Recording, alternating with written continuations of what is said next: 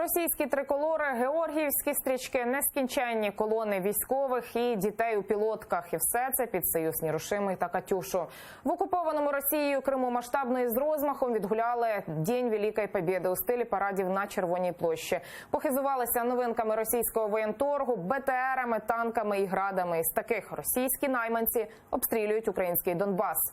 Про все це і зруйнований меморіал із прізвищами кримських татар, які загинули у Другій світовій, докладніше наша Тетяна Сулій.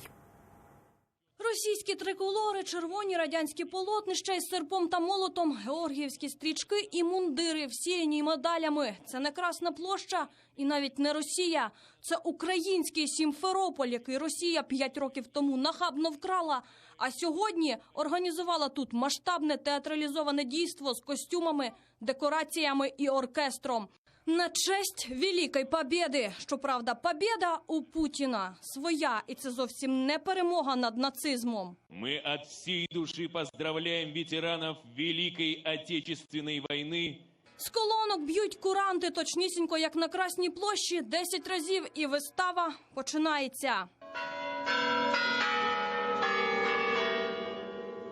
Шерензі військових у самому серці столиці українського Криму голос із колонок дає команду рівнятися на державний прапор країни-окупанта. Під государственний флаг!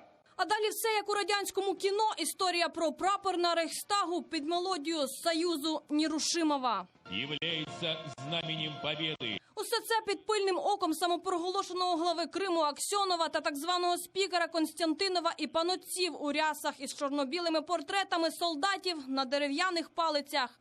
Все за стандартами духовних скрепів Великої Росії. Командувачі парадом у новеньких мундирах і на новеньких уазиках хвацько роз'їжджають проспектом Кірова і з правою рукою біля скроні спиняються, лише аби віддати один одному честь. Товарищ полковник, войска Симферопольского гарнизона построены. Командующий парадом полковник Демин. Вже з трибуни бравий командувач кричить про подвиг кримчан у Другій світовій війні. Щоправда, серед цих самих кримчан, які мужньо боронили Севастополь від фашистів, у його промові знайшлося місце лише одному народові. І це не кримські татари чи українці.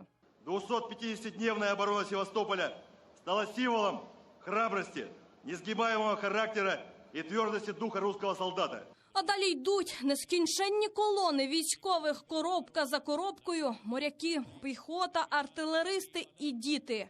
Багато дітей у військових формах і пілотках. Учащиеся казачьих классов изучают курс православной культуры. А потім поїхали кращі зразки російського воєнторгу, броньовані рисі і тайфуни, гаубиці, новенькі артустановки, БТРи і гради. Ракетні комплекси від творців «Катюші». Боевые машины реактивного залпового огня «Град» и 122-миллиметровые гаубицы Д-30. Глава окупованого Криму свої сердечні вітання зачитує з листочка, намагаючись перекричати голос ведучого ще з перших рядків тут про Путіна і бойцов Красної армії. Прежде всего хочу отметить, что президент Российской Федерации Владимир Владимирович Путин поздравил крымчан и севастопольцев с 75-й годовщиной освобождения полуострова от немецко-фашистских захватчиков. Слідом за усім цим до вічного вогню вирушила хода з портретами дідів. Більшість учасників ходи самі в пілотках часів Другої світової та георгіївськими стрічками на грудях. Фото свого діда, котрий воював, прихопив сьогодні і окупаційний спікер Константинов. Так розхвилювався, що привітання його більше було схоже на тост. Успіх во всіх наших починаннях і дай Бог нам всім удачі.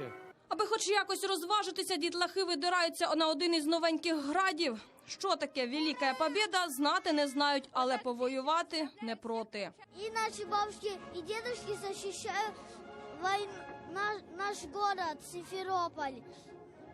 І ми теж будемо захищати свою родину. Поки у Сімферополі гучно святкували перемогу поблизу Севастополя, вандали розбили 2 пам'ятні гранітні дошки із прізвищами загиблих воїнів. Із 64 прізвищ 57 кримські татари.